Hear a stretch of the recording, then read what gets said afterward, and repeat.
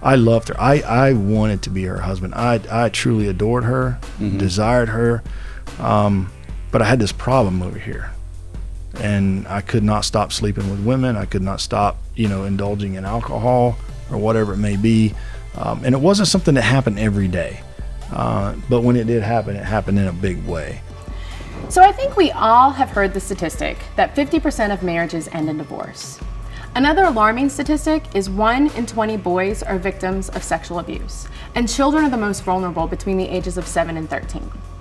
Today, we get to talk with Les, someone who knows the devastating effects of these stats firsthand. After his marriage ended because of his cheating, his drinking binges, and his spending habits, Les took a look at why he was being so self-destructive. And he's really honest about how hard that part was. And still, life isn't always perfect, but he's now living in freedom. And in the process, he's also helping others find their way to redemption.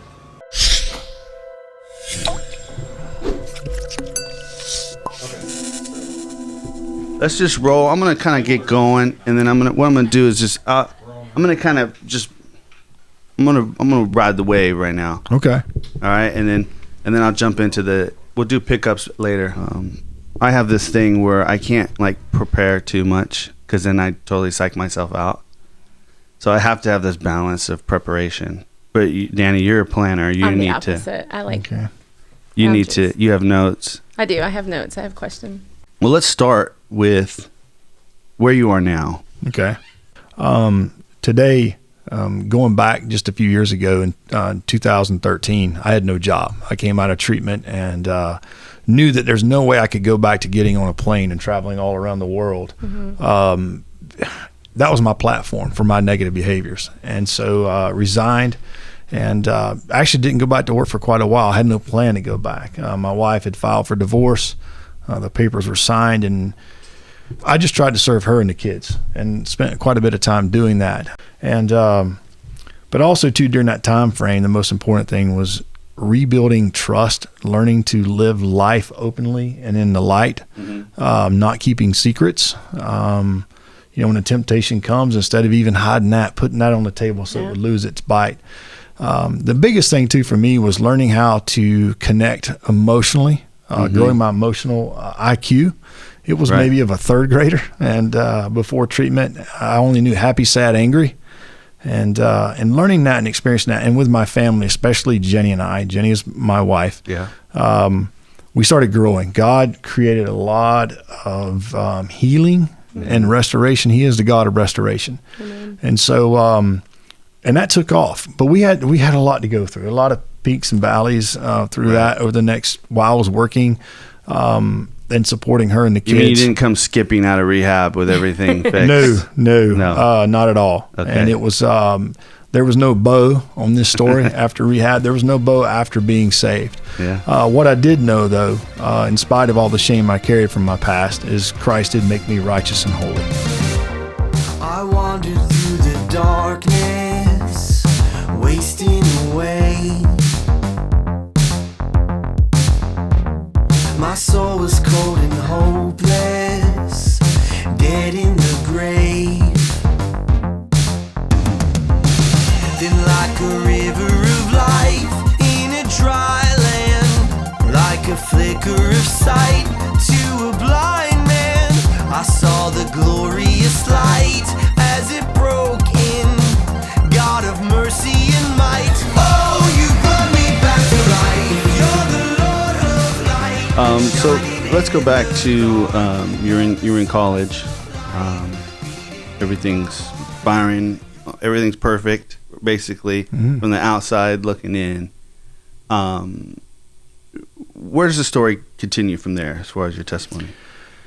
I mean, when you say everything was firing, everything was firing. I mean, literally, I was recruited by a pretty great company right out of college. So I was on the stage on Sunday with diploma and Monday morning in the workplace. Wow. Yeah. And at the time, for a beginner person out of school, it was a very lucrative job. But there was all these red flags.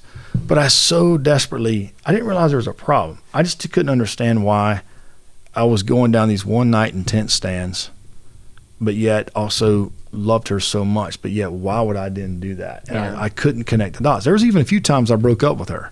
Mm. And the reason why I broke up with her is I was tired of lying, or tired of living in that deceit, because I knew I couldn't stop this.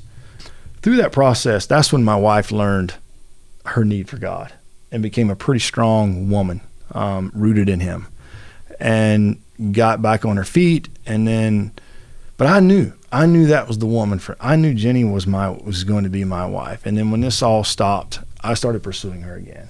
And then we got engaged rather quickly in January of 97, and then married in September of 97.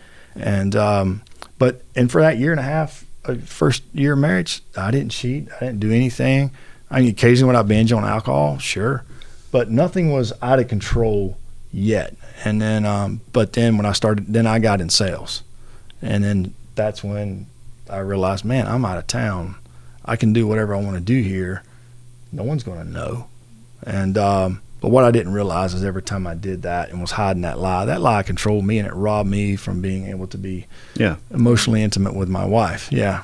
Yeah. Yeah, you come home and then you have to look her in the eyes and kind of right in the back of your head you're replaying, and and that's where my shame started, because a lot of people don't understand the difference between guilt and shame. Guilt is a good thing. It lets you know, man, what you just did was wrong, or what I just did was wrong. I need to go make amends and restitution, ask for forgiveness. But when not resolved, and it sits over here, that then what I did is bad. Now, therefore, I am bad. And I started because I wasn't confessing these sins to nobody.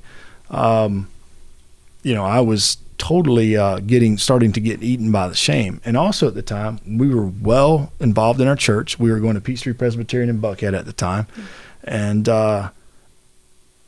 played a part. Went on a mission trip, and I learned to mask.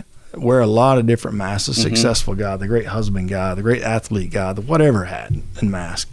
And what I realized about mask is people love the mask. They don't love, because all they see is the mask. Right. And so I knew really well what mask I needed to wear that night or that day, and sadly got really good at that, and had too many masks to take off. And so that's where what I say the slow death began to speed up. Oh, for grace to lay it down. All my dreams in Him be found. And oh, for faith to keep it true and never stop believing you. And when it's strong, oh, when it falls through, oh Lord, to know my answer is you. And oh, for love to trust some more, to fix my eyes on heaven's shore. And for hope with every step, every word, my every breath. And when it's strong, oh, when it falls through, oh Lord, to know my answer is you.